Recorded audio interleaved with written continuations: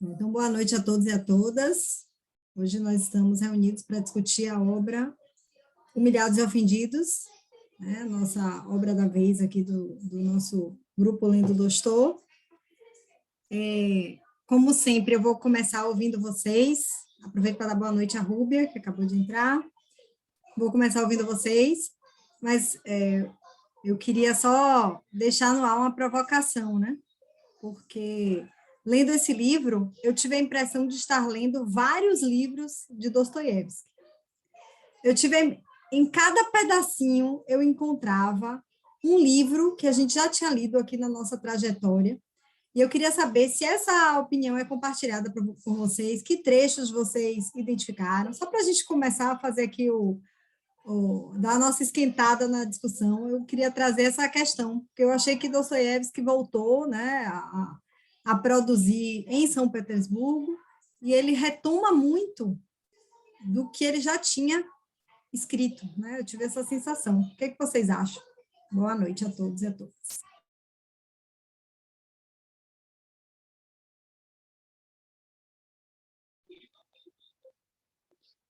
Lorena, eu também tenho essa impressão.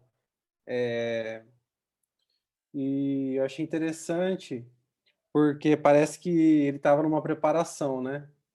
Daí porque a impressão que dá é que esse livro foi muito bem pensado, porque ele é bem estruturado, né? Então ele tem ele tem os núcleos, né? Ele consegue dividir as duas narrativas, então parece que está acontecendo alguma coisa mais estruturada, mais organizada, que ele teve mais tempo para pensar, né? Eu também tive essa impressão. Daí parece que um pedacinho de cada coisa começa a...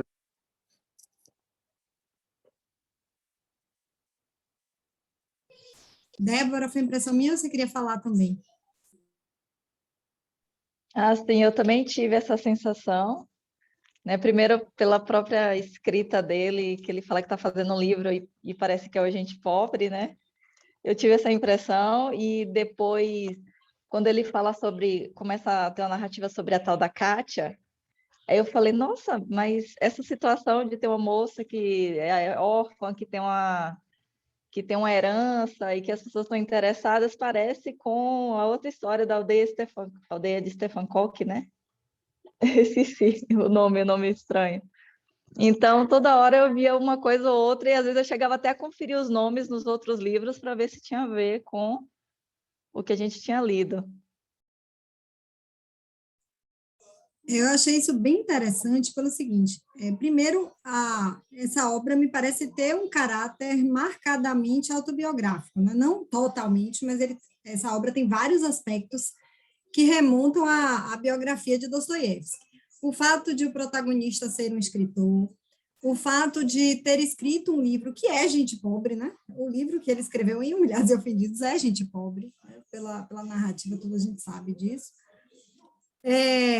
Algumas questões também interessantes que remontam à própria vida dele, como embora ele não fale diretamente com ele fala mais em relação a Nelly, né? Mas ele retrata as crises de epilepsia, né? Que Nelly tem, que ele próprio possuía. Tem uma parte aqui em que ele fala sobre um terror místico, depois eu posso procurar a página aqui, que o próprio Dostoiévski tinha, é uma coisa que marca muito a vida dele, esse terror místico. Oi, Mari, boa noite. Então, assim, são vários fatores que eu percebi de teu autobiográfico, mas, para além disso, me parece que ele traz para a obra uma coletânea de obras anteriores. Eu separei aqui, por exemplo, alguns trechos que eu achei interessante. Quando ele vai falar do velho de bengalas, né, que ele vê que, na verdade, é o avô de Nelly, ele fala que esse velho de bengalas tem movimentos que parecem que ele está sendo impulsionado por molas. Isso lembra quem? Eu tô no... Peraí, só um minutinho, gente, por favor.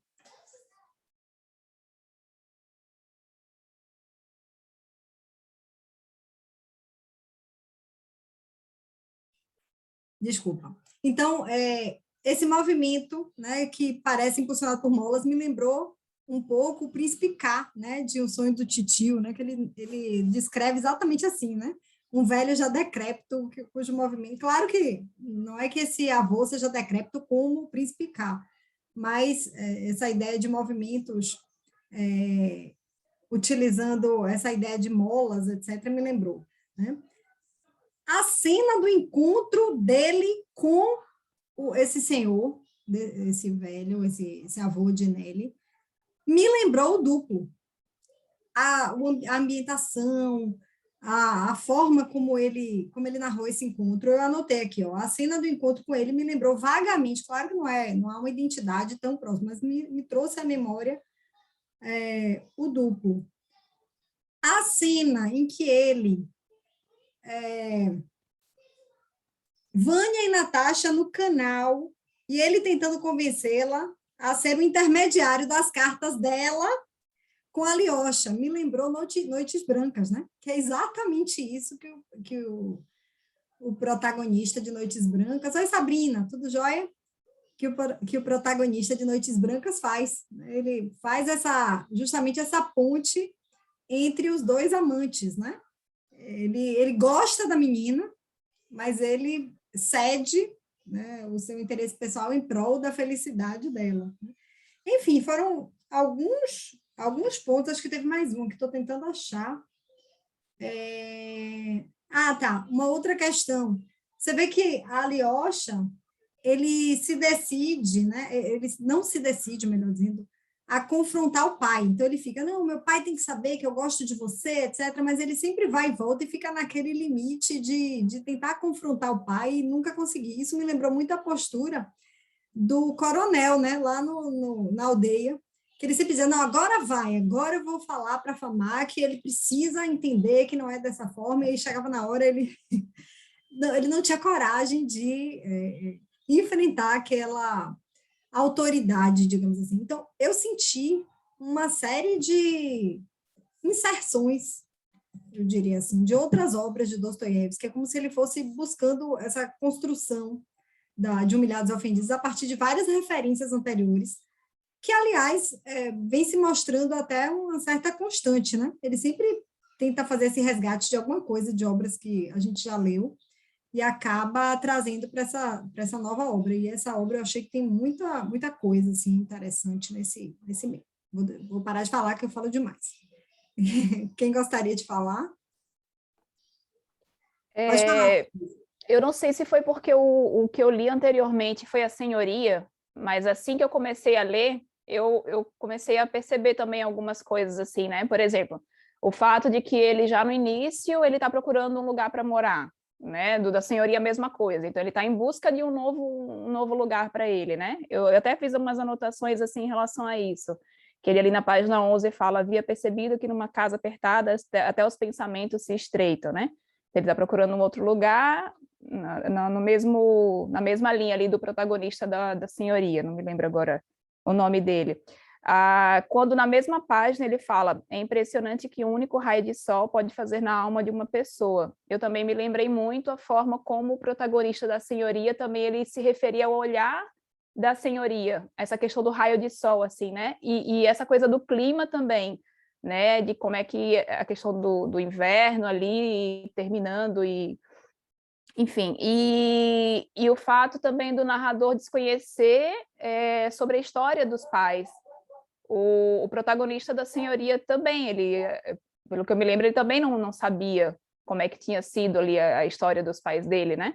Então, foram momentos assim mas foi mais no início, assim, que eu percebi. Eu não li muitos livros dele, alguns que vocês citaram agora eu ainda não li. Então, foram os três que eu, no início, fui percebendo e foi me chamando a atenção. Mas bacana.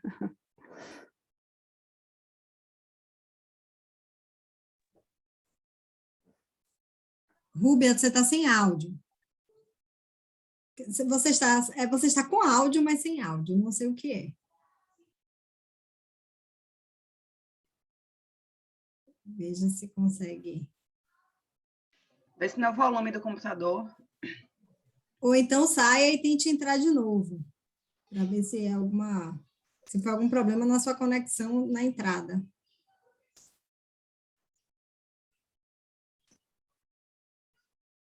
Nada. Alguém mais quer falar? está franqueado outro tema também que vocês queiram, tá, gente? Não precisa ficar nesse tema especificamente, não. É à vontade. Eu tô louca para ouvir o Marcelo, isso sim. Ou a Adriana. Então, Lorena, eu não consegui fazer a releitura, né? Eu captei algumas anotações que eu tinha feito, mas, assim, o que me chama muita atenção nesse livro dele é que essa questão que você falou das estruturas, né? Ele parece que começa a costurar uma grande obra aí a partir de um esboço que ele tinha feito até então. Isso daí, para mim, também ficou bem nítido, assim, quando eu comecei a ler. Essa questão dele se aprofundar um pouquinho mais na visão. A água tem um né? copinho ali do lado do Acho gelágua. que vazou o áudio da... Não sei quem que tá. Pode abrir. Então, daí a gente percebe que eu gostei. Acho que o ponto mais surpreso para mim foi a questão do Ivan ser um narrador, que é aquela questão da autoficção, né? Parece que ele está contando uma história ali e que ele esteve presente em todos os momentos. Em determinados momentos, isso para mim eu achei meio burocrático, porque a gente só tinha o ponto de vista dele nas cenas, né? E tem muita coisa acontecendo, tem duas narrativas acontecendo ao mesmo tempo, e ele está transitando entre todos os núcleos, conflitos, e isso chega a um determinado momento que para mim ficou um pouco desgastante. Eu acho que vai ficando cansativo um pouco, porque é um livro que é um livro grande, né? Então é um narrador que ele precisa estar na cena para poder nos contar o que iniciou, o que ele tem ali bem de nível emocional, aprofundado até, né? Porque tem a questão da menina que é apaixonada pelo cara lá que é mais rico, né? E é ex-noivo dela. Então, até que ponto esse narrador está contaminado por essa relação anterior que ele tinha com a ex-noiva, que é apaixonado por outro e depois fugiu com ele para morar com ele sozinha. Daí também tem o que me chama a atenção também é a questão das mulheres, mais uma vez. São protagonistas fortes, né? Que aparecem de maneira bem... fazendo o que elas querem, né? A menina sai de casa, enfrenta o pai, e tem mais uma vez esse protagonista feminino forte na obra dele. E eu acho muito interessante, porque as mulheres sempre veem forte na maneira que ele coloca elas, né? Eu acho muito interessante isso. Tem até um fato curioso, que eu não lembro se foi um documentário que eu assisti, que é uma curiosidade da cultura russa mesmo, né? Porque diz que lá, quem apanha dentro de casa são os homens, né? A violência doméstica lá é proferida pelas mulheres, né? Então, os homens, eles não levantam a mão para as mulheres. Eu não sei se ele consegue passar essa força das personagens femininas para a gente de ser determinada, querer fazer o que quer, enfrentar a família, né? Acho isso forte nessa parte da história que foca nessa personagem. A questão de ter sido publicado como folhetim, acho que a gente sente isso, né?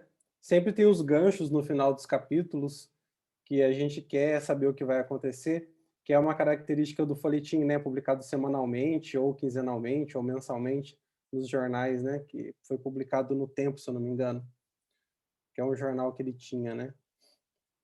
E eu, quando fui ler um pouquinho na obra do Frank sobre o livro, é curioso saber que a crítica da época não gostou, né, do livro, porque diz que a estética estava aquém das outras obras que ele já tinha escrito até então, né? Então, esteticamente, ficou de maneira inferior. Eu tentei até ficar refletindo um pouco sobre isso, queria saber a opinião de vocês, porque será que ele fica mais preocupado nessa história redondinha, nessa questão, e não se aprofunda em outras questões que poderiam ser esteticamente mais relevantes, não sei, talvez na construção dos personagens, ficou uma coisa um pouco rasa, né? Que eles até chamam de marionetes, são personagens marionetes. Eu acho que a questão do narrador, eu acho que acabou influenciando isso, para mim, assim. A gente não consegue se aprofundar em nada, porque é o ponto de vista dele na cena. Queria saber de vocês sobre isso. Como que o narrador influenciou na experiência de leitura. Alguém quer falar? Pode, quando você tinha áudio, está sem áudio. O áudio entrou, saiu, seu áudio está oscilante. Quer tentar entrar pelo celular, não?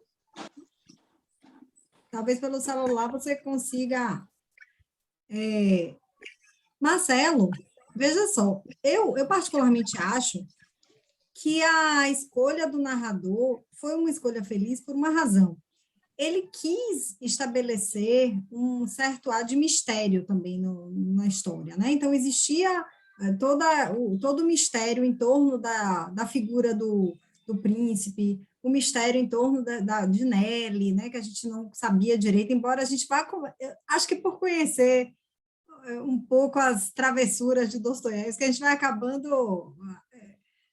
Eu, pelo menos, chegou no momento que eu pensei, essa menina é filha desse príncipe, não é possível, não é possível. Eu desconfiei que ela era filha dele. Mas, assim, eu acho que se o narrador fosse onisciente, a gente teria um pouco de perda nesse aspecto de mistério, a não ser que ele quisesse fazer o mistério para a gente, né? Mas, na verdade, foi um pouco de... O narrador ele foi um pouco detetive, né? Porque ele vai linkando as pontas, é ele quem linka as pontas, porque é ele quem conhece a história de Alyosha e de Natasha, né? De Alyosha e de Natasha. É ele quem conhece Nelly. É ele quem conheceu o avô de Nelly. É ele quem vai levar Nelly na casa dos Ikmiene, enfim, dessa família aí, que você já sabe, para poder ela contar a história. É a partir dele que a gente tem essa revelação, na verdade, né? Que a gente vai juntando as peças. É ele que conhece o amigo, que no final das contas é quem também ajuda a desvendar o mistério, né? O que vive bêbado. Então, eu acho que é importante essa figura. E o interessante é que esse narrador é um narrador zero à esquerda, né? Porque, assim, se a gente for perguntar qual é o papel dele na história, é só ficar... Eu não conseguia... Interligar. Eu ficava, olha, ela falou, hein? Ele ficava simplesmente vivendo de cuidar da vida dos outros, gente. Eu ficava, esse homem não vai parar para trabalhar, não, pelo amor de Deus. É o maior leve trás. É esse o ponto mesmo, Lorena, que fica um pouco maçante. É esse ponto aí que eu estava questionando, né? O fato dele, ele não tem papel nenhum. Ele é um personagem, mas que ele poderia ser um narrador externo, né? Mas ele é um personagem que não tem nenhuma relevância, na verdade, né? Salvo o melhor juízo para a história. Ele não influencia em nada também, porque ele acaba não dando tanta opinião sobre os fatos, né? Ele fica mais observando mesmo, tentando apaziguar. Isso eu acho que vai dando um nervoso na gente, porque tem algumas cenas que se desenrolam à mercê dele, que a gente sabe o que está acontecendo, a gente não consegue saber o que está se passando e ele está ali do lado. É verdade. Como se a câmera tivesse ficado escondida. Escondida, exatamente, sem áudio. Ah. Quer falar, Rubens? Pode.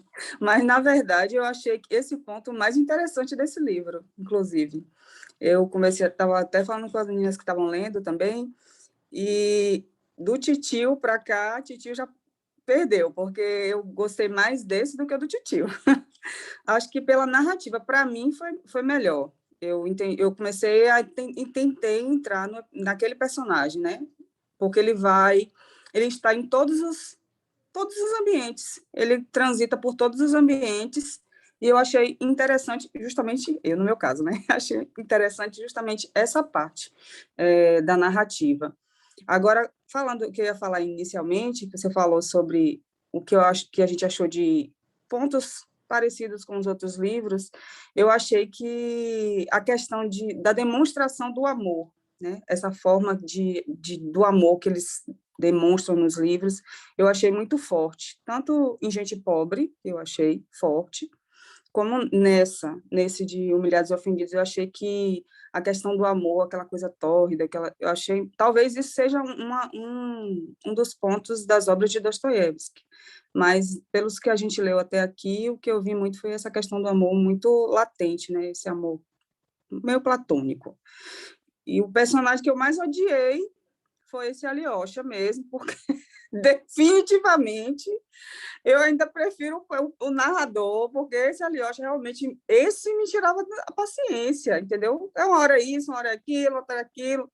e não fazia nada, e no final tudo na família ali, dessa família aí toda, era ele que era o causador de tudo, e, e não saía nada, e esperando um final dele dramático, e não apareceu. Mas eu gostei muito, para mim superou o Titio.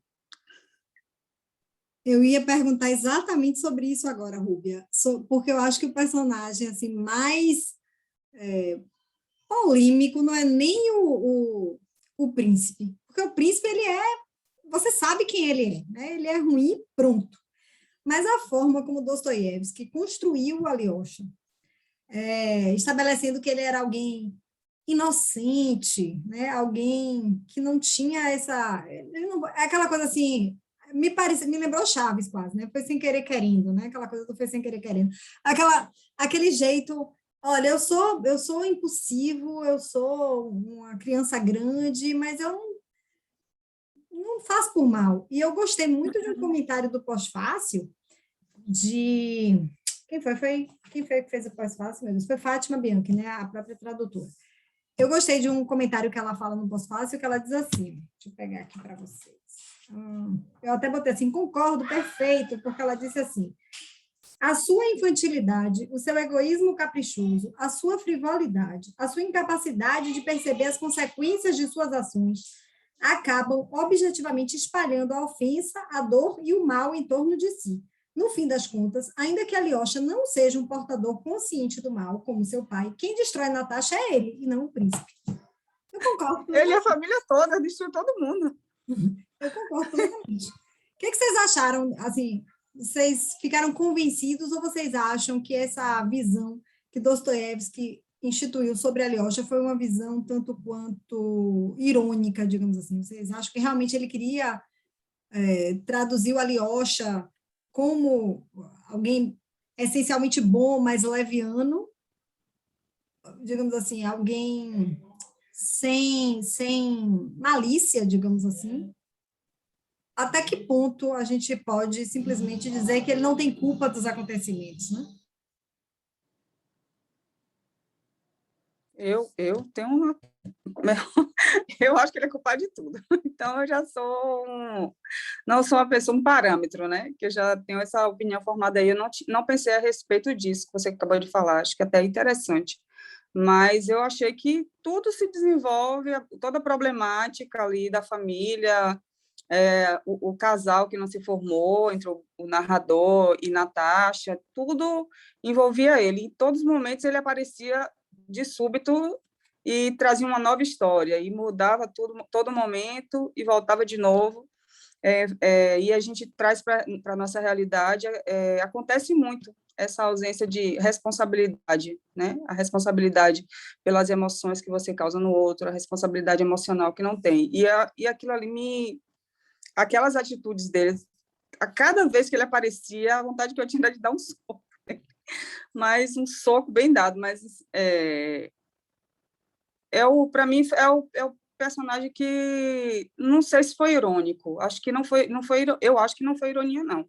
Eu acho que existem pessoas com aquele mesmo perfil, né, principalmente supostamente jovens, e que são bancados pelos pais, e naquele momento ali encontrou uma menina bonita que ele conviveu, saiu, foi como assim, como se fosse um amor louco, saíram, ela levou a mulher de casa, e no final de tudo acontece também hoje. Eu acho que não foi irônico, não, acho que é um personagem mesmo que existe. Alguém mais gostaria de falar? Inclusive, teve uma parte quando o príncipe chega na casa de Natasha e a Alyosha não está, e aí depois que a Alyosha chega, ele começa a relatar que estava no encontro com a Kátia, com os amigos, que todos eles se reuniam para falar sobre a humanidade, né? Enfim, e aí o príncipe vai dar uma dura nele. Como você pode falar de humanidade se você faz isso com Natasha, né? Deixa ela aqui com a pessoa que você diz que mais ama, você não consegue tratar com respeito, etc e tal. Então, eu achei essa parte bem legal dessa reflexão que ele trouxe, né, para a Alyosha.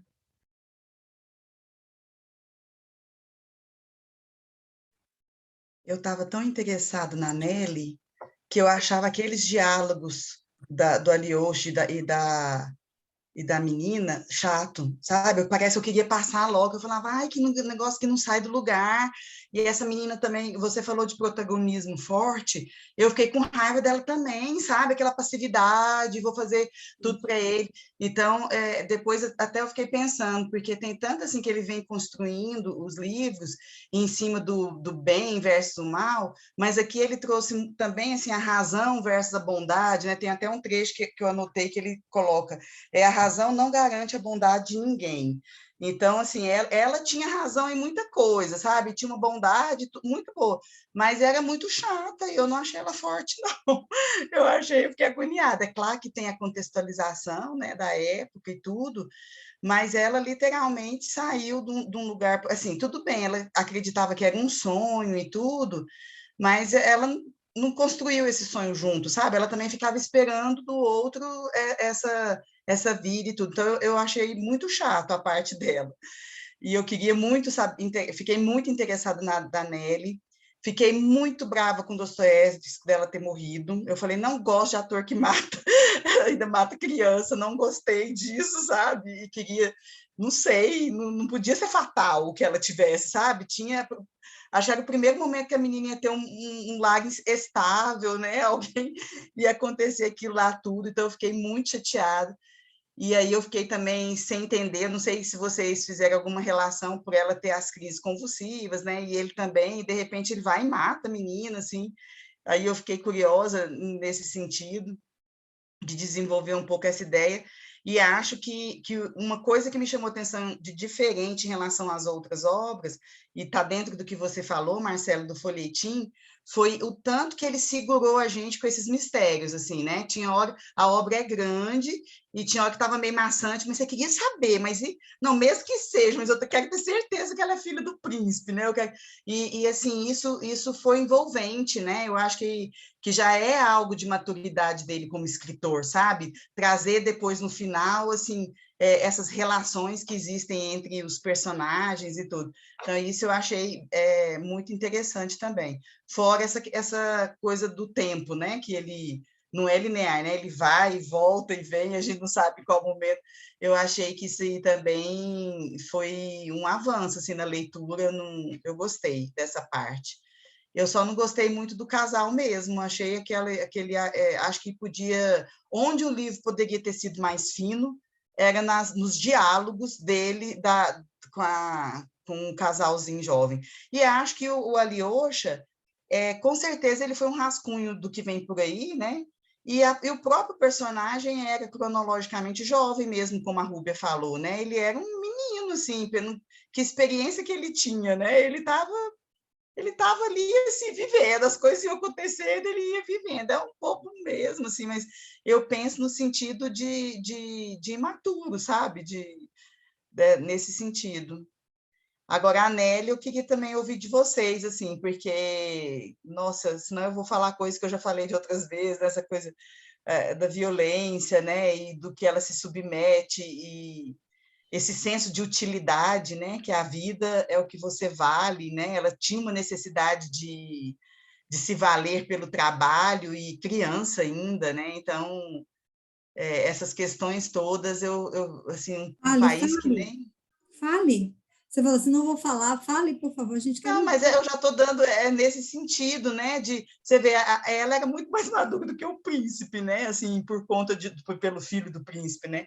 Por conta de toda a história de vida dela mesmo, se sujeitar àquela violência que ela sujeitou pela mulher, talvez assim por não se dar o valor, né? Por não achar que merecia viver naquelas condições.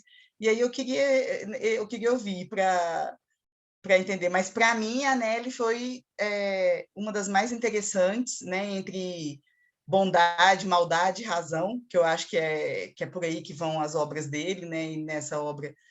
E ela, como criança, adolescente, né, ele faz esse momento dela ser má, né, aquela hora que ela quebra a xícara, que ela está com tanto sofrimento, com tanta coisa que parece que ela quer incomodar o outro, né? E ela quer incomodar para quebrar o vínculo, para ela poder ir para a vida que ela acha que ela merece. Enfim, o que vocês sentiram disso tudo aí, dessas... Eu acho que a Nelly é o grande laboratório, sabe, ali o Alyosha, sim, pelo que a gente sabe que vem no Idiota, pelo que já foi comentado também no Pós-Fácil, né? Mas e a Nelly? E qual foi essa dificuldade de ter que matar a Nelly, sabe?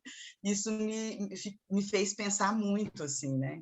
Matar uma criança no livro é muito ruim, gente. Eu acho que eu concordo com muita coisa ali que você falou, né, Adriana? Eu também achei ele muito maçante, assim, no início. Até eu comentei com uma amiga, assim, né, que também estava lendo. Eu falei, ah, meu Deus, tá tipo, eu chamo de rame-rame, né? Fica aquela coisa que não vai, mas ao mesmo tempo você não consegue parar de ler, porque essa forma, né, como ele fez, né, de folhetim. Do Alyosha ali, insuportável, aquele cara insuportável mesmo, assim, tinha hora que realmente, como ela falou ali, dá vontade de dar um murro no livro, assim, de raiva do cara, porque eu me lembro ali aquela hora, acho que da igreja, ele falando, a gente vai casar, mas eu não sei, talvez tenha um padre, eu vou falar, não sei se tem padre, não sei. Ele não sabe nada, na verdade ele não, né, é indeciso, não sabe o que ele vai fazer, é imaturo, é tolo, é infantil, né? E a Natasha me chamou, assim, foi uma personagem que eu fiquei muito sem entender ela, assim, porque a impressão que dava no início é que ela era muito ingênua em relação a esse amor ali dela com a Alyosha, mas depois, mais da metade para o final, parece que ela vai passando assim, que ela já sabia que aquilo ali não ia dar em nada, sabe? Assim, não era uma coisa tão ingênua, tão inocente. Parece que ela, no fundo, ela sabia, mas ela queria viver mesmo assim. Como se fosse assim, sei lá, se durar 6 meses, mas vão ser 6 meses intensos que eu vou passar aqui com ele, nesses altos e baixos. A impressão que eu fiquei da Natasha foi um pouco essa, de que parece que ela não era uma moça assim tola, ingênua, ela não acreditava realmente que aquilo ali ia dar certo, ela sabia que não ia, ela queria que desse, mas ela sabia que não ia.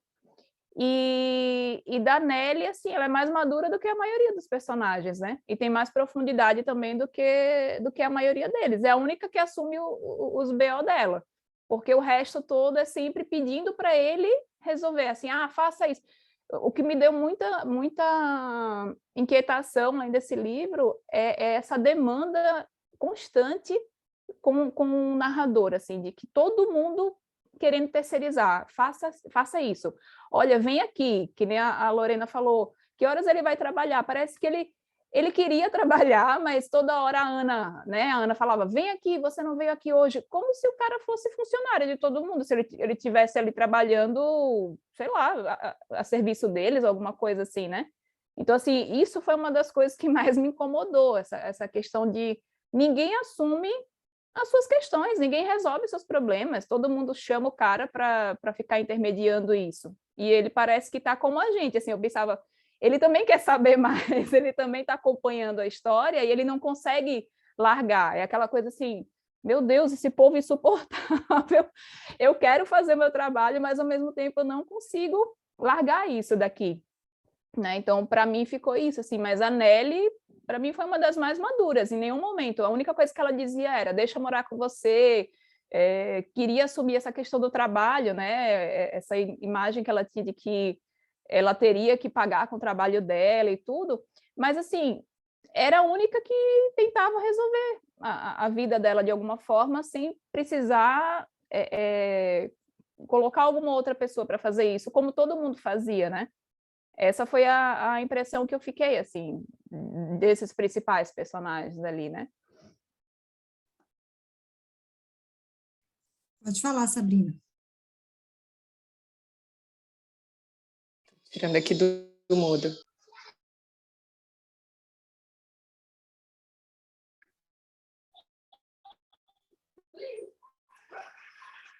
Oi! Estou te ouvindo. Eu achei o livro super bem construído. Eu adorei a divisão de 4 partes, né? Eu acho que ficou... Não? Tá? Estão me ouvindo? Tô. Tô ouvindo. Ah, tá. Eu adorei essa divisão de 4 partes. Eu acho que Dostoiévski marcou bem, na primeira parte, o relacionamento da Natasha e do Ivan. Na segunda parte, adentrou mais na parte da Natasha com o Alyosha, e na terceira inseriu... Não, acho que na segunda parte já entrou a Nelly, né? E na terceira inseriu a Kátia, que eu achei a Kátia uma personagem sensacional. Ela veio engrandecer a obra assim, com um olhar feminino e maduro, naquela relação totalmente... parecia não, era um triângulo amoroso, né? O irmão adotivo era apaixonado pela irmã, e aí eu acho que ele era apaixonado mesmo, não era só um amor fraterno ali, não. E aí, ontem à noite, porque eu ainda não terminei a obra, ontem à noite eu estava lendo justamente o diálogo, quando ele conhece o Ivan, quando ele conhece a Kátia, né? Que a Kátia vem, ele tá aquela figura misteriosa que é muito admirada, né? O Alyosha, no momento que a conheceu, se apaixonou, e a Kátia vem justificar para ele o porquê que o Ivan tinha se desapaixonado pela Natasha. E aí ele diz, ela diz, ninguém pode amar mais ao outro do que a si mesmo. A Natasha, ela tinha entregue a vida e fazia tudo aguardando a espera do Alyosha, aguardando ele decidir a vida dele, aguardando ele ir visitar a Kátia e voltar, aguardando ele ir visitar os amigos do familiar da Condessa e voltar. Então, ela estava sempre no aguardo, e a Kátia vem... É impossível de amar alguém assim. E nessa breve conversa do Ivan com ela, o Ivan deixa de se apaixonar pela Natasha e começa a se apaixonar pela Kátia também. Então, eu acho que, na verdade, esse livro é uma crítica muito lúcida sobre as paixões, né? Que começa ali com um tipo de paixão, aí a personagem que era para ser a mocinha se transforma numa boba, porque a Kátia é bem mais nova do que ela e bem menos bonita do que ela também, e se torna muito mais interessante ao longo da obra. Eu achei super bem construído, sabe? Achei um romance com todos os elementos, assim, eu não achei enfadonho em nenhum momento, apesar dos diálogos. O único personagem mala mesmo, muito chato, é o príncipe, porque ele é sarcástico, ele é irônico, ele é snob, ele joga com os sentimentos de todo mundo a troco de nada, porque não é por dinheiro, é por se divertir. Uma pessoa má, né? Que se diverte em brincar com o sentimento dos outros. E a Nelly vem numa história, para mim, paralela a essa crítica dele ao viver paixões, né? Porque é tudo muito ilógico, a visão de cada um. A Natasha naquela obsessão de ele chegar e decidir casar ou não. A Kátia com aquela sensatez toda de uma mulher super madura para a idade e imagino para a época também, porque ela era rica, ela não precisava nada daquilo e ela tinha uma carga de vida super madura. E aí eu estou inserindo na parte 4, né? Na verdade, eu não sei o que vai... Peraí, Miguel. Eu não sei o que vai acontecer com ela, eu sei que ela está ficando muito doente. E eu também me irrito um pouco com o Ivan por deixar de cuidar dela para ir ficar de garoto de recado fofoqueiro, porque eu acho que ele é autor, né? Eu acho que ele também gosta dessas conversas, talvez, porque é disso que não me levem a mal, tá? Mas é de conhecer o sentimento humano que um escritor vive, né? Então, quanto mais ele conversa, mais se insere naqueles miudinhos ali de psicológico de todo mundo, talvez ele tenha mais carga para escrever. Gente, eu vou passar a palavra porque meu filho está dando pitch aqui. Esqueci de falar só... Pode falar, Denise, pode falar. É rapidinho, é uma coisa que a Adriana tinha comentado ali da Nelly, né? Essa coisa dela quebrar a xícara, dela fazer essas coisas assim, eu entendi aquilo como se fosse assim, um pedido de amor, sabe? Como se fosse assim, você realmente vai me amar? Eu vou mostrar o pior de mim para ver se você realmente vai ficar comigo, assim, porque foi uma menina que passou por tanto sofrimento, passou por tanta privação, passou por tanta humilhação, que ela ficava nessa desconfiança sempre de todo mundo, era como um bichinho indefeso mesmo, assim, que estava o tempo inteiro, é como se fosse assim, ela estava por ela não tinha mais ninguém, ela não tinha mais a mãe, ela não, né, tinha essa questão ali do pai, dela não poder ir atrás, não tinha o avô, então eu sentia naqueles momentos em que ela fazia essas, né, coisas de quebrar algo assim, como se ela quisesse meio que testar, assim, será que você realmente vai me amar? Olha, eu não, né? Não sou só essa partezinha legal que você está vendo. Então, assim, eu vou mostrar o meu pior para ver se realmente você vai me dar o amor que eu preciso. Eu tinha esquecido de falar isso, assim, dessa impressão que me passou nessas horas dela, né? Eu também vi assim, Denise. Ela tá testando o tempo todo ele para ver se realmente é aquilo, né? Se ela pode confiar, porque ela foi tão traída já, né, na vida dela. E Adriana, aproveitando, a questão do protagonismo feminino não é algo que eu trouxe como positivo, né? Lógico que a gente tem duas mulheres, né, protagonizando as duas histórias ao mesmo tempo, a menina e a Natasha na outra, né? Mas é realmente não que elas sejam, né, dentro da estrutura, algo assim, nossa, é realmente positivo isso, né? Mostra a fragilidade. É que eu fiquei, na minha cabeça ficou a questão enfrentando o pai em 1800 e pouco, saindo de casa para viver essa aventura. Eu acho que isso veio forte quando eu li essa parte, né? Porque tem a questão do pai amoroso, né? Que é o melhor para ela, né? Tem todo esse drama, né? O afastamento dos dois, né? Ele coloca de maneira bem profunda isso.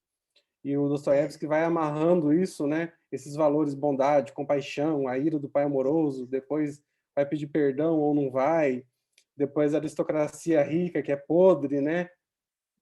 Fazendo tudo aquilo que o príncipe fez, né? Na vida dele atual e anterior, que a gente fica conhecendo depois em detalhes, né? E a questão da criança pobre abandonada, são temas assim que vai acho que trazendo muita coisa à tona também na nossa história de vida, né? No que a gente já viveu, no que a gente já experienciou, né? Vem muita coisa à tona aí. É bem, Sim. bem forte isso. Eu Só isso que até eu em queria relação a complementar, esse Lorena. trecho da Nelly, eu fiz uma marca aqui que eu acho interessante, que ele coloca assim, não só os doentes que costumam ter esses caprichos, nem só Nelly. Quantas vezes não me pus a andar de um lado para o outro do quarto com um desejo inconsciente que alguém me ofendesse? Eu achei isso muito reflexivo, assim, o quanto antes, ou me dissesse uma palavra que eu pudesse tomar como ofensa, quer dizer, a pessoa está querendo ser ofendida, e ter o quanto antes com que desafogar o coração. Quer dizer, assim, às vezes é dar nome, né, a um sofrimento que ela não está ali, ela não está sabendo e tudo. E aí, nesse mesmo momento, logo depois, ele pega e fala que, na verdade, o que mais o impressionou foi a bondade do velhinho, né, do médico que estava assistindo a criança, porque ele teve a maior paciência de lidar, de entender que ela estava querendo traduzir um incômodo, um sofrimento, né? E levando como se tivesse ofendida. E essas reflexões, né, do que é ser ofendido, nomear, eu achei esse tipo de reflexão assim fantástica, né? Nós tivemos alguns estudos, eu acho que no século XX, né, depois será 21 ainda, mas ele já traz isso, sabe, do quanto que a ofensa é do ofensor e do quanto que é do ofendido, e o que a gente vivendo uma situação dessa, o quanto entender, né, esse sofrimento, essa reação de muitas coisas é importante. E, por exemplo, dentro do contexto que eu trabalho, o que a gente percebe, assim, a violência física contra a criança, os dois principais momentos que mais são encontrados é na alimentação e na tarefa escolar, que é onde é mais, assim, por quê? Aí tem vários desses estudos, que é um lugar, é um momento em que a criança ela está incomodada, né? Assim, ela não quer parar de brincar para comer, ela não quer, a tarefa é um desafio, a tarefa é chata, ela tem que parar, e é nesse momento em que ela está incomodada, entendeu? E ela faz os testes para nós, né? Assim, para os adultos, né? A comida, quem já alimentou criança, o tanto que eles dominam a gente ali naquele momento da comida, entendeu? E a reação do pai, né, de os pais baterem, igual a gente vê, ou de humilhar, ou de gritar, que é o que é muito da comunidade brasileira, o quanto que tem de bondade nisso, de maturidade nisso, de entender que, na verdade, aquilo ali não é uma birra, não é uma má criação, que aquilo lá é um incômodo, né? Para onde que você vai levar essa conversa? Para onde você vai educar, de fato, né? Qual que é a sua reação? Então, eu achei isso, assim, naquela época, sabe? Ele trazer isso do cotidiano, do dia a dia, eu achei fantástico. Por isso que, assim, no meu contexto, a Nelly foi muito interessante no livro. Eu estou ouvindo aqui vocês, e aí algumas coisas vieram assim na mente, com relação a Natasha, né, que muita gente falou, acho que, não sei se foi Rubio ou Denise, eu não lembro, ou Adriana, que falou que ela, ou foi, acho que foi Marcelo, não sei, gente, porque eu estava ouvindo vocês aqui, mas as histórias já meio que... Mas alguém disse assim, que ela foi assumindo uma atitude muito passiva, né? Como se ela esperasse que dali a 6 meses aquele relacionamento fosse acabar e etc. E eu acho que é exatamente isso, porque, na verdade, a gente tinha ali uma diferença de classe social, né? E essas diferenças eram muito marcadas, né? Ele era um aristocrata, ela era quase que, sei lá, uma camponesa, não sei, não é exatamente isso, porque ela tinha lá o terreno dela, etc., mas havia um desnível social grande, então, por mais que ela sonhasse, por mais que ela idealizasse aquele relacionamento, acho que quando ela parava e refletia aquele relacionamento na prática, ela sabia que o destino ali fatalmente seria a separação, acho que ela já sabia disso. Só que fica um pouco daquele lado do irracional, né? Você vivenciar um sentimento forte, muitas vezes, passa por esse irracional, passa por você saber um resultado e você querer ainda assim acreditar no impossível, no imponderável, né? Então, eu acho que teve um pouco disso. Outra coisa que eu achei interessante nessa relação de Alyosha com Natasha, eu li recentemente um conto de um autor chamado Nikolai Karamzin, não sei, chamado Pobre Lisa, né? Pobre Lisa, que inclusive foi, não sei se vocês se lembram, esse conto foi referido como sendo uma das influências de Dostoiévski lá em Gente Pobre. E o interessante é que nesse conto a gente tem um aristocrata que conhece uma menina que ficou órfã de pai, né? Então ela só tem a mãe, que mora numa casa de campo, assim, um lugar mais humilde, né? E ela vai à cidade para vender flores. E nisso ele se encanta com ela. Ele diz, olha, eu só quero comprar flores de você. Ele tinha uma vida social super desregrada, mas ele se encanta com ela. E nisso ele vai enredando ela, e começam a ter um relacionamento. Começam a se encontrar às escondidas até que ela perde a pureza, né? Até que ela se entrega para ele. E aí a realidade vem à tona, porque enquanto você está naquele... Foi o que aconteceu com a Alyosha também, né? Enquanto a Alyosha estava naquele mundo platônico, não nem tão platônico, né? Porque era físico, mas naquele mundo ideal, no sentido de nada de compromisso, só a parte boa do relacionamento, ótimo. Só que quando ele teve que ser chamado à realidade, dizer assim, agora você vai ter que casar, aconteceu a mesma coisa lá com o aristocrata de Pobre Lisa.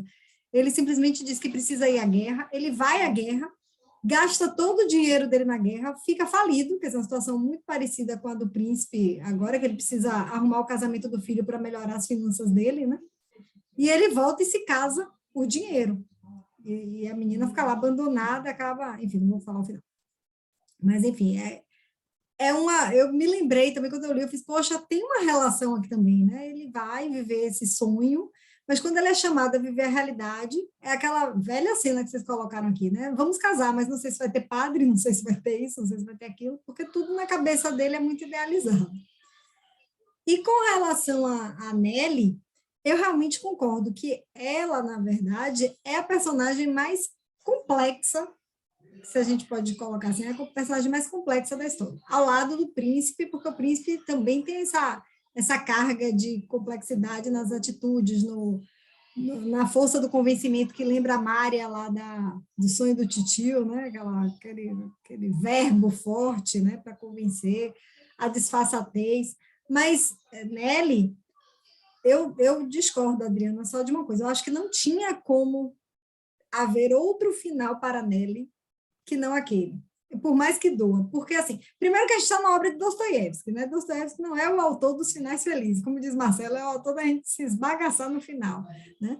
E segundo, porque seria algo um pouco, digamos assim, fora da realidade você imaginar uma criança que padeceu por tantos anos um sofrimento tão grande, né? Quer dizer, ela era órfã de pai, ela viveu com a mãe pelas ruas pedindo, ela adoeceu, aquela doença não foi tratada durante muitos e muitos anos, ela sofria abuso sexual, enfim, todas essas situações que ela vivenciou, para chegar ao final e simplesmente ela se recuperar, ficaria algo muito... como é que você... muito pouco verossímil, né? Seria uma coisa romântica, uma coisa bonita, mas eu acho que o que ele quer mesmo é chocar. Eu acho que choca mais e faz refletir mais, matar Nelly ao final da narrativa, para que a gente pondere, olha o tipo de infância que essa criança teve, que chance essa criança teve desde que ela nasceu, nenhuma, né? Ela tinha um pai rico, que simplesmente virou as costas para ela, porque... Pai rico não, um pai que enriqueceu às custas do avô materno dela, né? Porque ele roubou o avô. E que padeceu todas essas questões. Eu acho que ela realmente, infelizmente, tinha que passar por esse final para que essa reflexão fosse feita no todo, né? Que infelizmente, é a grande realidade, né? Se a gente for parar para pensar. Uma criança com pouquíssimas oportunidades, que adoece, etc., que não tem acesso a tratamento médico, ela veio ter esse acesso já muito tarde, né? Com o médico que foi na casa do narrador. Então, eu acho que... Oi, Fernanda, boa noite. Não tinha tido a oportunidade de lhe cumprimentar. Boa noite, Lorena. Como é que você está? Tudo bem, cheguei um pouquinho atrasada, mas cheguei. Quer aproveitar e nos dar... Deixa eu aproveitar, já que você me chamou. À vontade. É porque muito até te faltou a palavra, mas para mim, e depois você mesma recuperou, nem precisei te lembrar do inverossímil, que para mim foi o que marcou na leitura, porque eu achei inverossímil essa coisa de ele topar com uma menina, não sei se vocês já falaram isso, eu cheguei atrasada.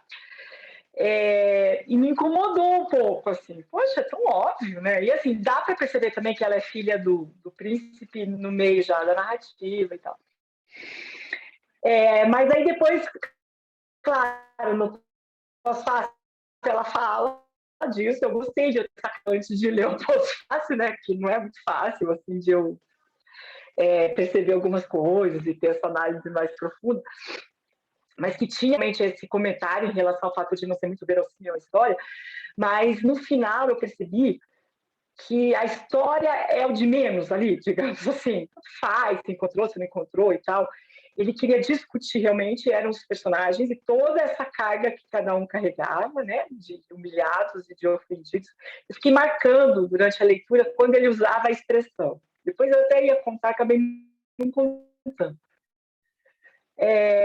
E que é isso que interessa, né? A história vem por trás só para realmente para dar uma amarração ali, para ter um eixo, né? Uma coluna, mas assim, o que interessa é o que cada personagem sente, sofre, tanto o pai da Natasha quanto ela mesma, o que o príncipe é capaz, o narrador, o que ele passa, porque ele é apaixonado por ela e ao mesmo tempo e é um amor tão grande que ele faz tudo para ela ser feliz, mesmo que isso seja a infelicidade dele. E aí, falando do final, não sei o que a Adriana falou sobre o final da Nelly, mas eu achei que não tinha como ser outro. Achei que foi até honroso ela morrer. Porque, como você disse, Pelo menos ela morreu confortável, numa casa que ela foi acolhida pela família da Natasha, porque não tinha como haver reação ali, né? Se tivesse, realmente ficaria muito descarado, assim, né? Não, que no meio lá do livro, a mãe dela fala, filha, você poderia ter tudo isso. Ali eu já senti que ela nunca ia ter. Ela fala alguma coisa, acho que a menina está vendo algumas meninas ricas e tal, e a mãe faz esse comentário para ela, ou ela conta isso. Então, deu para perceber que ela nunca ia ter, mas ela morreu com certo conforto, com uma assistência, com pessoas gostando dela, chorando a morte dela. Achei que foi digno, assim, por tudo que ela passou. Nesse ponto eu concordo com você. Mas eu acho que realmente a gente percebe a mudança de fase, né? Que agora realmente é a sofrência, como a Lorena disse. E eu nunca não li nada de Dostoiévski antes, estou começando com vocês, né? Então, não sei o que realmente é o Dostoiévski famoso, mas eu senti que é isso, que é essa descrição mesmo de cada personalidade ali, do peso que elas carregam, como elas levam as coisas, e que é isso que conta. Porque a historinha em si, o jeito que ele topa com aquele amigo, encontrei um amigo de infância, dei de cara com ele na rua, né? Tudo isso, sei lá, fica parecendo meio... Né? Não está tão amarrado assim, mas é porque me pareceu, não sei se vocês concordam, que não é o principal, a intenção dele ali. Mas é isso. Essa questão é interessante mesmo. Eu acho que sempre esse lado psicológico, esse lado mais interior é o que realmente é mais importante, né, nas obras dele. Ele utiliza o meio como forma de expor as emoções humanas, expor os pensamentos humanos.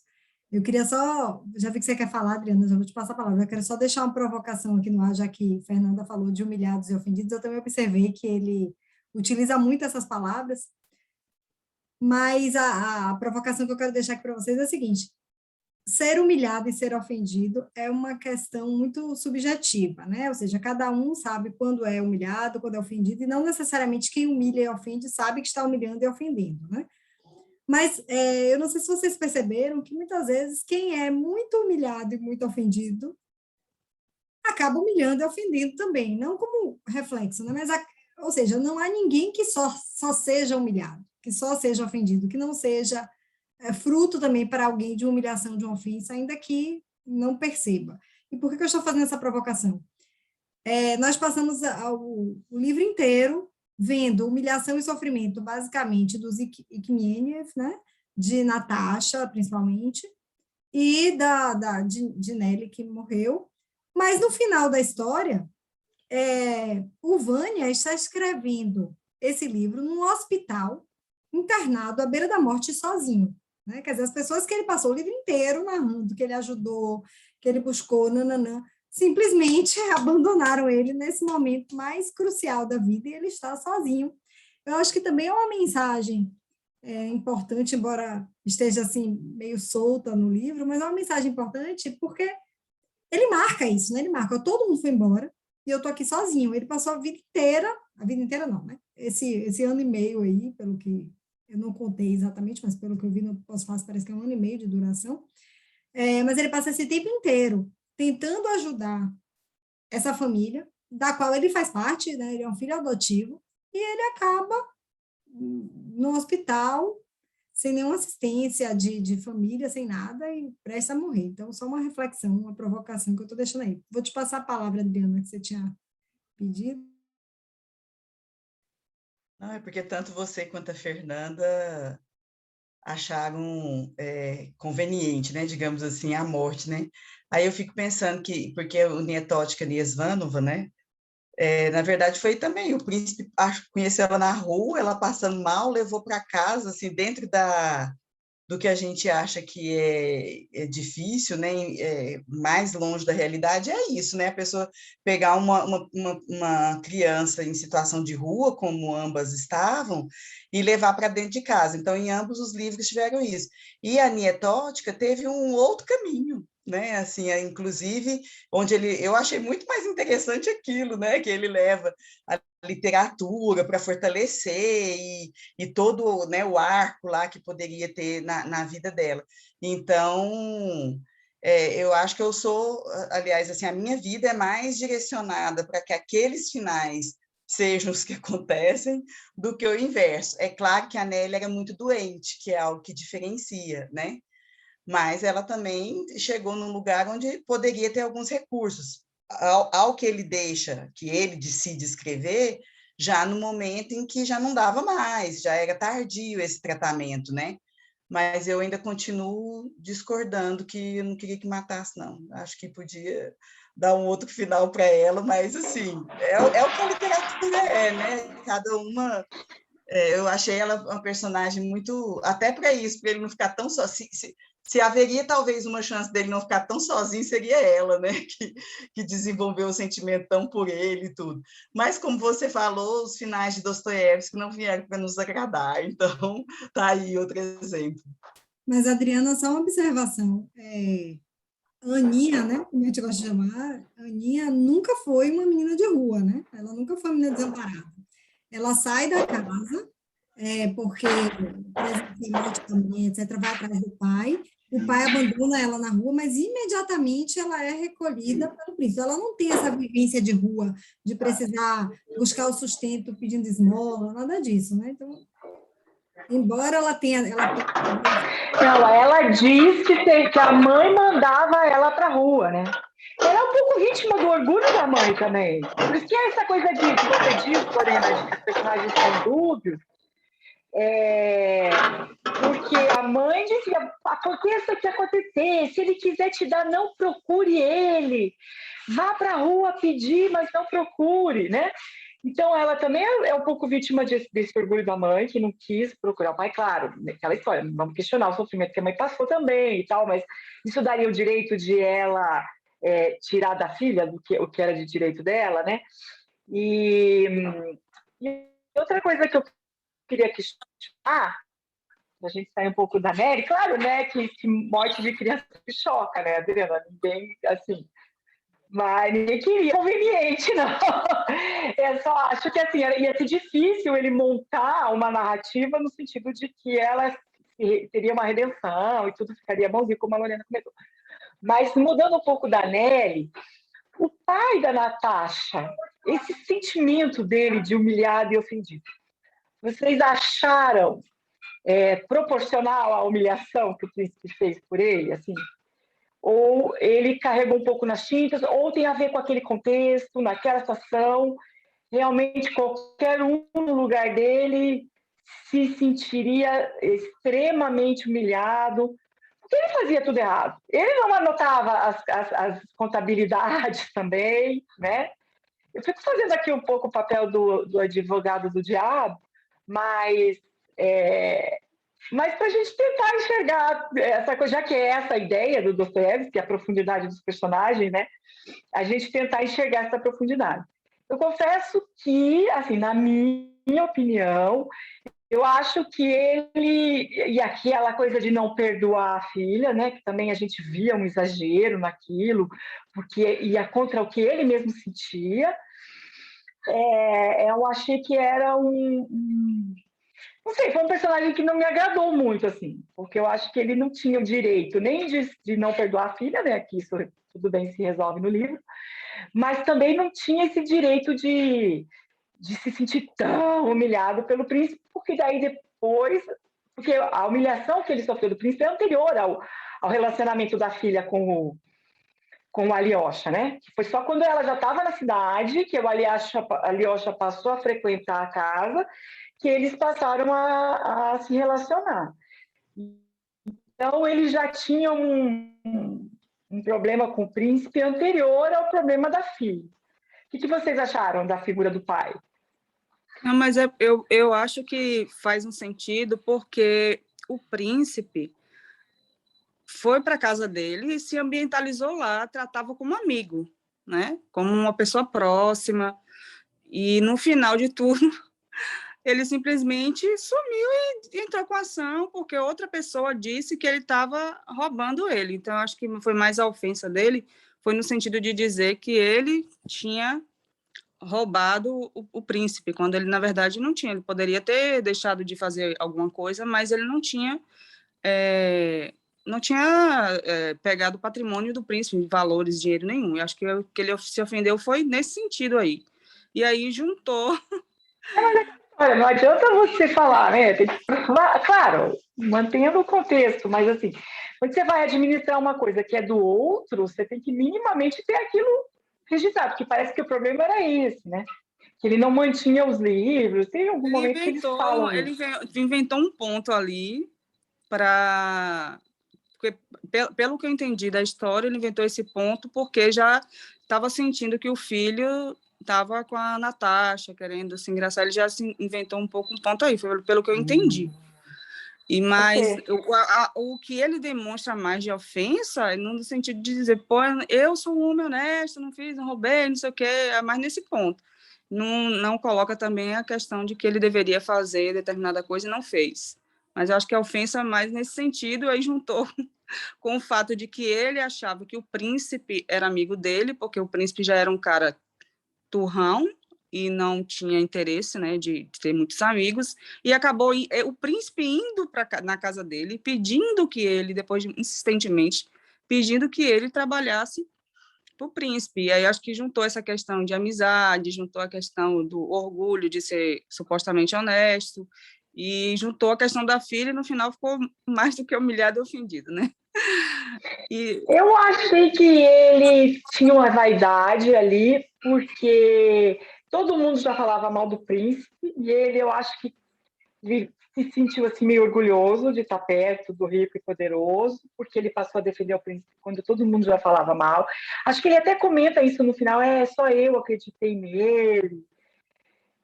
Eu acho que eu não sei, eu não simpatizei com a figura dele. Ele é bem mortinho mesmo, na verdade. Para mim, o que ficou dos dois ali, a impressão que eu fiquei foi que ele tinha idealizado muito o príncipe no início. Porque, assim, parece que ele era uma pessoa muito ingênua e assim, todo mundo falava do príncipe e ele parece que não. Primeiro ele ficou na dele, tanto que no início eu achei até que a esposa dele, acho que era a Ana, né?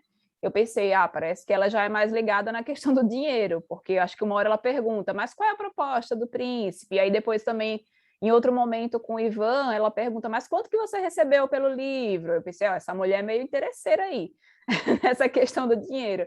Mas a impressão que eu fiquei porque parece que ele não queria administrar. E aí todo mundo falava mal do príncipe, porque tinha esses boatos lá que já rolavam, mas ele não acreditava. E o príncipe foi lá, pediu, e aí ele aceitou, e parece que ele colocou meio que o príncipe num pedestal, assim, ele parece que achava que ele é uma pessoa boa, porque ele parecia ser essa pessoa ingênua. E durante o livro, parece que ele foi ficando uma pessoa mais amargurada com tudo que foi acontecendo. Aquela inocência que ele tinha no início, parece que ele foi perdendo a fé nas pessoas, assim, de ver que, tá vendo? Esse cara me sacaneou, ele veio aqui, insistiu para que eu cuidasse da propriedade dele, eu fui cuidar, e a impressão que eu fiquei também foi essa ali, que o Marcelo colocou, de que o príncipe criou essa história toda, né, em que a Rúbia falou também, com uma justificativa para ter esse racha ali entre as famílias e não continuar o romance entre a Natasha e o Alyosha. Essa foi a impressão que eu fiquei, de que não teve nenhum momento. Talvez ele tenha sido um pouco... não soube controlar bem, talvez, a questão das contas ali, mas parece que foi uma questão mais do príncipe ter criado isso, assim, de alguma forma. Não sei nem se alguém realmente falou para ele. Não justifica, né, o que o príncipe fez para ele, mas eu não senti ingenuidade nele, senti um certo orgulho. Eu senti no início, assim, depois parece que ele foi ficando mais calejado, assim, foi ficando mais ele amargurado. É a própria pessoa mal resolvida, sabe, assim, meio vaidoso, porque só eu sou amigo do príncipe, e eu administro as terras dele e tal. Depois ele não era bem resolvido com a questão da relação com a filha, porque ele sentia uma coisa, mas não aceitava esse sentimento. não sei, tive uma certa antipatia por ele, assim, porque não vi muita ingenuidade, vi um pouco de... Mas sabe essa coisa de estar perto dos poderosos, assim, então, ai, que legal, um pouco de deslumbre, um certo deslumbre, talvez. Eu senti isso mais na Ana, na esposa dele, do que nele. Pelo tipo de eu pergunta que ela achava mais- fazia, assim, né? E a proposta? Mas quanto que é a proposta? Não, eu achei ela mais racional. Ela quer saber as informações, ela quer saber da filha, ela sabe analisar as atitudes do marido, sabe lidar com o temperamento dele, que é difícil. Achei ela mais racional, assim, sabe? A pessoa mais bem resolvida. Mas é uma delícia, né? Porque eles viram pessoas de verdade pra gente, né? Você começa a achar que conhece. É adaptar. Imagina, ele mal resolvido. Tá falando de um tio, assim. Deixa eu pedir só uma pausa para vocês, para a gente tirar uma foto, pode ser? Podemos tirar? Ai, eu sempre estou sem o livro. Eu mostro as fotos dos meus amigos e eles falam, cadê o livro, Fernando? Ó, lá vou eu, né? Adriana, Adriana e Sabrina e Mari conseguem aparecer?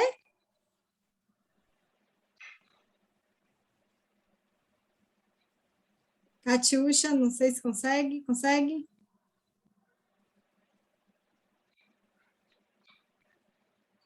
Vamos lá. 1, 2... Peraí, Catiúcha está vindo. Aê! 1, 2, 3 e... Deixa eu ver se foi, peraí. Tem a prova dos 9. Podem ir, viu, gente? Podem falar, porque eu tenho que abrir aqui o... Espera aí, só mais um segundo. Parece que foi. Pronto. Foi. Depois eu coloco lá no grupo para a gente também. Pois é, percebam que a gente falou de todo mundo e quem a gente menos discutiu aqui essa noite foi o príncipe, que, na verdade, é o grande vilão dessa história. Né? Na verdade, é um dos temperamentos, uma das mentalidades que Dostoiévski parece que está aqui realçando, né? Porque ele faz uma polarização, né? Ele parece fazer uma polarização assim, um pouco de bem e mal, e ele carregou nas tintas do príncipe.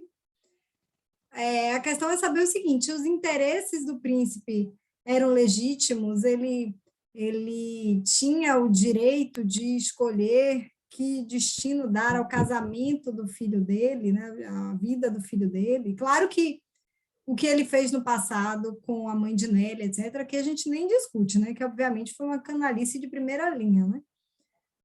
Mas será que ele viu, na verdade, um pouco, ele queria refletir no filho dele a mesma experiência que ele teve, porque o que ele fez com a mãe de Nelly foi casar, roubar o dinheiro, né, para poder pagar as contas, etc. Depois ele abandonou lá. Eu não sei, eu acho que ele não está muito preocupado com o futuro do filho, ele não está muito preocupado com o futuro de quem vai se casar com o filho, ele só quer os 3 milhões da... Ô, Adriana, um beijo para você. Pois é, Jana está quietinha ali, mas eu sinto que ela tem algo para nos dizer. Então, eu senti assim que é complicado a gente também estabelecer, a gente fazer um julgamento tão fechadinho sobre esse príncipe, né, de pura maldade, porque se por um lado, de verdade, realmente, o que ele fez com o pai de Natasha foi terrível, o que ele fez com a mãe de Nelly foi terrível. Por outro lado, ele tem um filho que é um completo inútil, né, um filho que vive às custas dele. E o que vai ser deste filho? Eu acho que ele tem uma visão muito utilitarista, assim, né? Eu quero que o meu filho se case com alguém que tenha dinheiro, primeiro para ele ter uma boa vida, obviamente, segundo para resolver os meus problemas, né? Ele queria resolver os problemas dele. Vocês enxergaram como esse personagem especificamente? Que é torpe, né? Porque na conversa que ele tem no restaurante lá com Vânia, meu Deus do céu, é algo estarrecedor. Mas e aí? Ele tem algum lado humilhado e ofendido? Eu só consegui decifrar realmente quem ele era naquele restaurante. Porque eu ainda fiquei pensando, não pode ser, não deve ser desse, não, deve ser que tem alguma coisa aí, alguma coisa por trás, quer fazer uma coisa boa. Eu sempre tentando buscar, porque não fazia muito sentido. Na hora que ele abriu o leque ali na mesa, eu falei assim, não é possível. É o mesmo personagem. Então, nesse personagem, eu fiquei muito na dúvida no início, fui, até chegar nesse ponto. Chegou nesse ponto que teve a definição, porque ele verbalizou, né? Porque durante toda a leitura sempre ficou naquele suspense, com que ele quieta, acomoda, vai, não vai, se vai ser bom, se não vai. E quando chegou nesse ponto, eu percebi que realmente ele não era tinha muito pouco escrúpulo, né? Mas eu fiquei na dúvida ainda. Então, eu não tenho muito a dizer sobre ele por isso, porque tomei um choque só nesse momento. Bem tarde. Lorena, eu fiquei pensando sobre aquela questão que você falou, né, de o que é humilhação para cada um, né? E aí agora eu fiquei pensando assim que talvez para ele não era só a questão financeira para o príncipe, né? Mas é que o fato do filho dele, o filho de um príncipe, tá casado, né, com a Natasha, aquilo para ele era uma humilhação, né? Não é alguém humilhando ele diretamente, mas é perante a sociedade que ele dava muita importância a isso, né? Para mim ficou essas duas questões, assim, ele querer ter o dinheiro dele e também ele querer ser poupado dessa humilhação. Dupla humilhação, né? Porque além dele estar se juntando com alguém que não era da classe dele, ainda era a filha do inimigo dele, né? Ou seja, e, aliás, essa história me lembrou até um pouco Romeu e Julieta de Shakespeare, né? Porque você tem a oposição bilateral aí das famílias para o enlace, e o casal, claro que não com a mesma força e não com o mesmo tipo de desenlace da história, mas me lembrou um pouco. Jana, você está de mal com a gente, Jana? Não. Deixa eu ver. Deixa eu aproveitar esse gancho, então, do personagem. Agora, com a questão que Denise trouxe, né, desse aspecto dele ser humilhado também por conta do casamento, né, da posição social, mesmo assim, eu não consegui salvar nada nesse personagem, não, né? Para mim, ele foi o grande vilão, e dos dois núcleos, né? A gente tem dois núcleos bem definidos na história, né? Que são a história do casamento e a história de Nelly. Ele é o grande vilão das duas histórias, no final a gente vai descobrir, na de Nelly também. E não consigo, apesar disso ser uma ofensa, acho que é também, mas acho que não vi nele uma intenção nessa obstinação dele do casamento com a outra, né, com a Kátia, com o do dinheiro. Eu acho que era muito mais por conta dele do que por conta de pensar no futuro melhor para o filho, que era um banana, que não sabia cuidar da própria vida. Eu não vi nada de altruísta nele, não. Acho que era tudo muito egoísta mesmo, muito pensando nele, né? Então, acho ele o grande vilão. Agora, alguém falou também, eu acabei me perdendo, foi muito compartilhamento, mas não odiei o personagem, acho que a Laura até falou disso, o personagem dele, tanto quanto o de Alyosha, porque eu acho que também ele era o que era, né? Ele se colocava, ele não fazia de conta, né, que era bonzinho, por mais que ele até dissimulasse um pouco com a Natasha, às vezes querendo dar de bonzinho, mas eu acho que dava para perceber nas entrelinhas que aquilo ali era uma conversa para boi dormir mesmo, para manipular ela, né?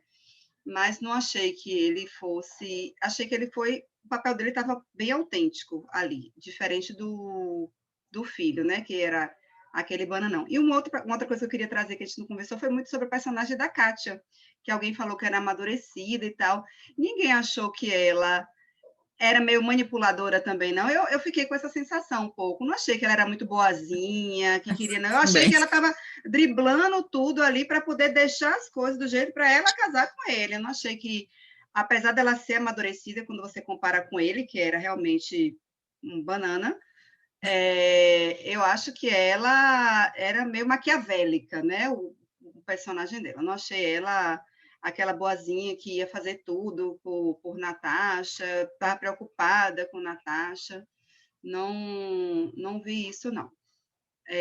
Gostei muito mais do núcleo lá da história de Nelly também, né? Essa questão dela incorporar mesmo o grande papel de humilhado e ofendido da história, né? E sustentar isso, acho que para tentar manter a dignidade dela, talvez até por conta de achar que devia isso à mãe, porque a mãe não queria que ela se submetesse e tal.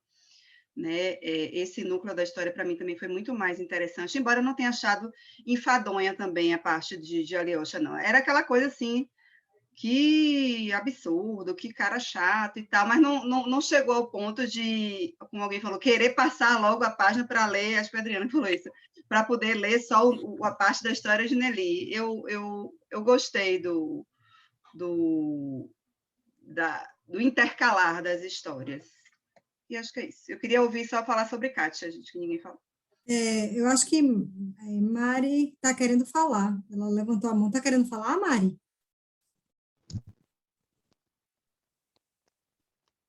Oi, sim, era Oi, que eu... tudo bom?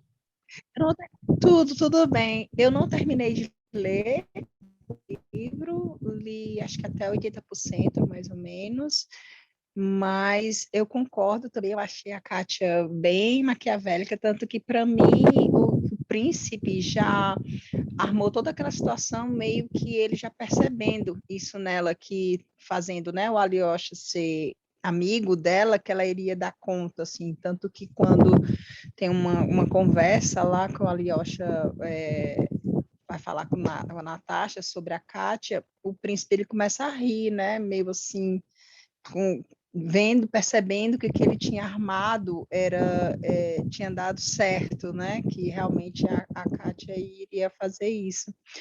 E o que eu achei do príncipe era que eu achei ele meio sociopata, assim. Aquela coisa assim de que malévolo mesmo e tudo muito egoísmo assim por ele, mesmo ele dizendo que não tinha remorso de nada, que ele não e assim como ele existiam outros, né? Ele falando que eram pessoas assim que agiam para si que sem remorso nenhum. Então, para mim, foi um pouco disso, para mim. Não concluí ainda, mas foi o que eu achei. Obrigada, Mari.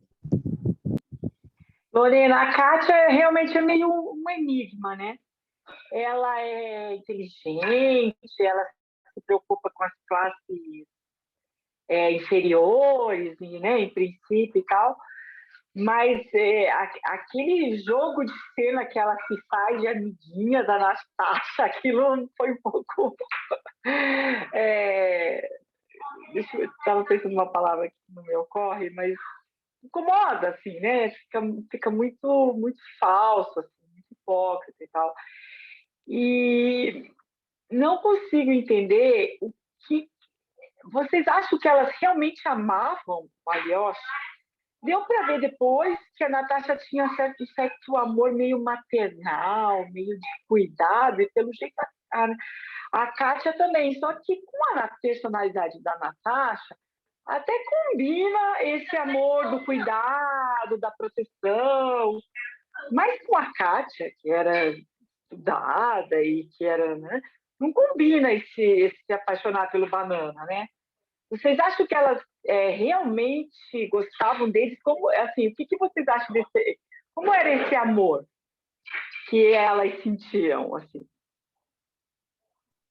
Só despedir aqui de Marcelo, porque ele disse que vai precisar sair. Obrigada, viu, Marcelo, por sua presença. Ele disse aqui... Obrigado, pessoal. Tchau, tchau. Tchau, tchau. Daqui a pouco eu leio a frase que ele colocou aqui. Fernanda, eu acho o seguinte, primeiro, a gente não pode esquecer que Kátia tinha 17 anos, né? Então, a gente, embora fale que ela tem uma certa maturidade, mas ela era uma adolescente, né? Ou seja, estava chegando na fase adulta, digamos, se a gente considerar a fase adulta a partir dos 18 ali. Então, ela tinha uma certa independência, né, porque ela tinha dinheiro, tinha uma madrasta que não gostava dela, né? Pelo que eu entendi, ela gostava da madrasta, mas a madrasta não gostava dela, era órfã. Então, assim, é natural que ela vá buscar, eu acho, alguma relação, algum elo, né? Porque ela não tinha um elo. Qual era o elo familiar que ela tinha? E quando ela viu alguém, nenhum, né? Quando ela viu alguém que era fácil de gostar, porque era fácil também de moldar, é um instinto maternal que muitas mulheres têm, só que a gente direciona normalmente para os filhos, né? Ela direcionou para a Alyosha. Eu acho que pode ter havido essa confusão, realmente, de sentimentos. Mas com relação à atitude dela para com Natasha, foi algo lamentável, porque ela... É isso, Dostoiévski às vezes pinta um personagem, diz que era uma pessoa grandiosa, que todo mundo gostava, como se fosse uma alma boa. Ele, às vezes, escreve, é uma alma boa, mas você vai ver o comportamento do personagem, às vezes não é possível, só sou uma alma boa no século XIX, porque hoje tem a santa paciência. Mas talvez essa atitude dela de chegar até Natasha e confortar Natasha, e dizer assim, olha, fique tranquila que eu vou cuidar bem dele, ele vai ser feliz comigo, é comigo que ele vai ser feliz, não é com você, não. Talvez tudo isso esteja relacionado, e aí precisaria de um pouco mais de carga histórica, cadê Felipe aqui? Precisaria de um pouco mais de carga histórica para a gente entender, mas talvez estivesse relacionado com a própria ideia da época, de ser natural que uma pessoa da aristocracia casasse com uma pessoa da aristocracia. Então, parece que todo mundo ali meio que sabia que o relacionamento de Alyosha com Natasha era algo fadado ao insucesso. Então, o que Kátia pode estar querendo dizer, e aí nesse sentido talvez ela não tenha sido tão sacana assim, seria dizer o seguinte, olha, eu sei que você está preocupada porque você gosta dele, você sabe que essa relação não vai frutificar por conta até da diferença de classes, mas você tem esse sentimento até maternal por ele, se preocupa com o futuro dele. Eu estou lhe dizendo, do meu lado ele vai ser feliz, deixe comigo que eu vou cuidar. Enfim. Vou botar no braço e embalar, né? Exatamente. Catiuxa também se despedindo aqui. Abraço, Catiuxa, para você também. Beijão, gente. Boa noite. Boa noite. Marcelo só colocou aqui que a frase que ele mais marcou foi uma de Nelly. Não é pecado ser pobre. Pecado é ser rico e insultar. Ela tinha bem clara essa noção das posições sociais. A mãe alertou ela. Acho que Nelly talvez seja justamente esse ponto de mostrar, olha, existe o lugar do pobre, o lugar do rico. Na sociedade da época, isso era bem marcado, né? Você tinha essas divisões e você imaginar um casamento dissociado de patrimônio, eu acho que não devia ser tão comum como é hoje, por exemplo. Bom, pessoal, alguém tem mais alguma consideração a fazer? Eu quero tirar uma dúvida que agora surgiu aqui. A mãe de Nelly, ela casou 2 vezes, né? Com um príncipe e com outra pessoa, não foi, não? Não foi? Ela era porque no final, eu me lembro que... Não, ela não casou com outra pessoa, não. É porque é o seguinte, tinha um cara que era apaixonado por ela. E aí, quando o príncipe abandona ela, esse cara fica dando suporte para ela, só que esse cara morre. Você está falando um que veio depois do príncipe. Não, acho que ela não chegou a casar, não. Ela não me lembro desse casamento, mas eu me lembro que ele ficou dando suporte a ela, tal, mas pouco tempo depois ele morreu e ela teve que voltar para a cidade, né, para São Petersburgo, para poder procurar o pai. Pronto, era isso. Gente, mais alguém quer falar alguma coisa? Então, vamos encerrar o nosso encontro de hoje, mais um encontro maravilhoso, um prazer estar aqui com vocês. Igualmente. Eu estou com a nossa próxima obra aqui na mão, esqueci de pegar, mas a próxima obra será Escritos da Casa Morta, e nossa reunião será em outubro, não é isso? Em outubro, são 2 meses para a leitura desse livro, agosto e setembro. Denise, não sei se você já está no grupo da gente, Denise e Mari, não? Se vocês quiserem entrar no grupo do WhatsApp para continuar as leituras, se você pretender, porque a gente montou o grupo Deixa eu só encerrar aqui a gravação, para não ficar... Então, tchau, tchau, gente. Prazer.